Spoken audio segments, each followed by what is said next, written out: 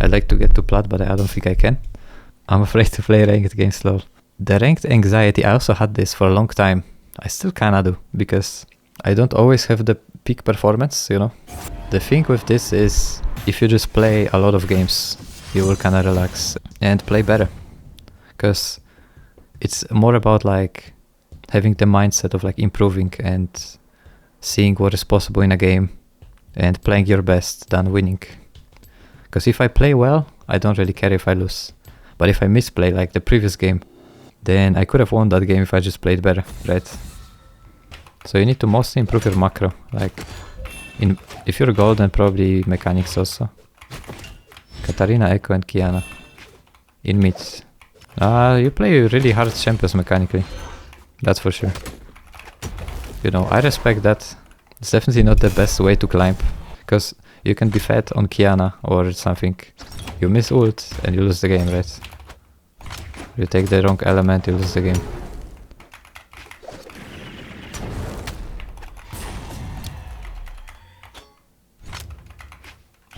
Yeah, the difference between low elo and high elo is how much people throw. Plat games are much longer on average. Because people just, you know, you have a lead, you throw. Because getting a solo kill or something is not that hard. It's much more important what you do with it. With the lead that you get, so. If you could have roamed bots, but you don't roam bots, you can lose the game, missing ults and dying a lot. Yeah, that is another way to lose. The league is kinda about learning the different ways you can lose. Because like this game is not that hard, right? It's not hard to play league. On a basic level. Then the decision making is more advanced, like macro and stuff. So that's something you can improve. For example, this game. Out of base, I go and ward this, right? That's the first thing I do. Walk here, ward this brush. Because I died many times here, because Viego either goes here, wards my red, and then, you know, he knows he can either invade me, level 2, like, you know, take his blue, go here and ambush me here. I did die once like this. Or he can late invade it with the mid or with top. He'll just walk through here and, you know, kill me here or something. So I just learned that if I ward it here, I will not die. I will know if he walks in to ward, which he did, because it's Viego, so he plays aggressively, right? So he walks in, starts recalling, we see him. So I wanna stop his recall because that's really good. If I stop him right now, he cannot like recall on full HP, he will be off tempo, he cannot really invade me. It's gonna be pretty awkward for him. He wanted to ward here, not even my red, that's still fine. So it's really important. Either you ward this level 1, or you know, into some other champions, maybe you don't need to ward it like this, but always defend it. Qiyana is pretty weak early game in the jungle. You're not playing electrocute, right? So it's less damage, you don't start with an AD, and you're losing HP on the clear, so like Qiyana is pretty bad in the jungle. Because many champions, like this Viego, he just clears his camps, he can go gank, right? I clear my camps, I'm half HP. So I can't always gank. Little bush on the river, then go to the tree brush. I mean, this ward, if you ward here, it's pretty bad, I would say, because this ward doesn't really give you much information. If you ward this, then maybe if he walks through here to invade, you know? But you're still like not sure. Much better to ward here if they late invade.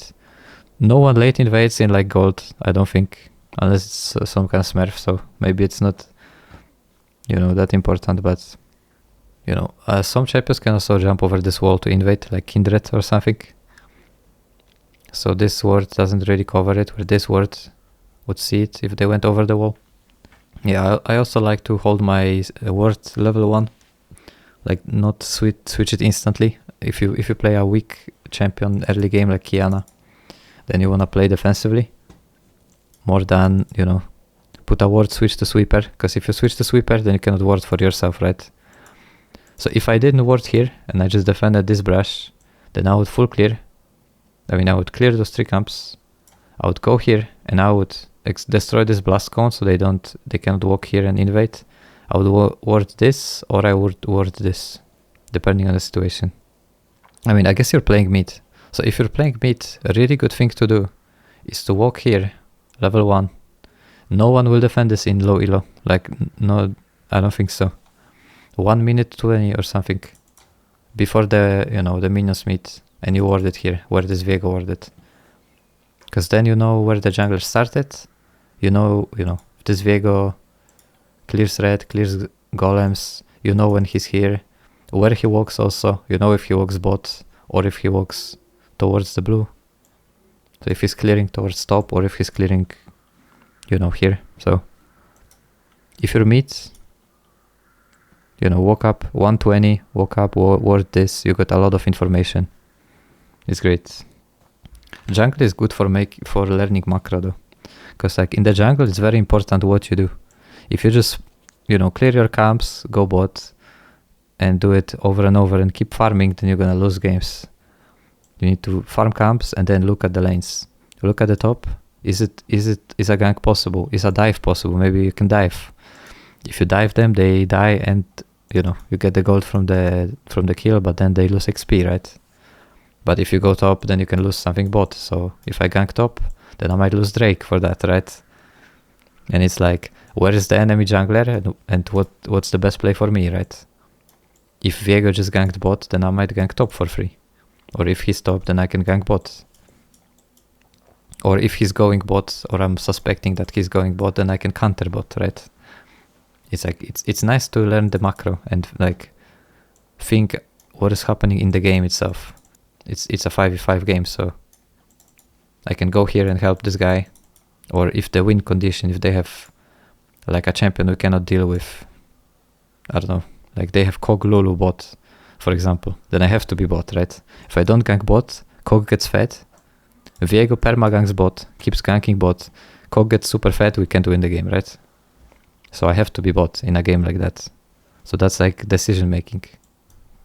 Or if we have a Fiora and they don't have a way to stop the Fiora, then maybe I perma gank top. Fiora gets super fed and just pentakills, you know, all the time. So it like you need to see what's your win condition and play towards that. Yeah, man. If you wanna be higher elo, I would suggest watching like coaching and stuff. You don't need to necessarily even pay for coaching, but like watch the VODs, the videos of people doing coaching. If you wanna climb, maybe pick some easier champions. Katarina, Echo, Qiyana. In gold. Really hard. Really hard. Not the easiest way to climb for sure. Alright.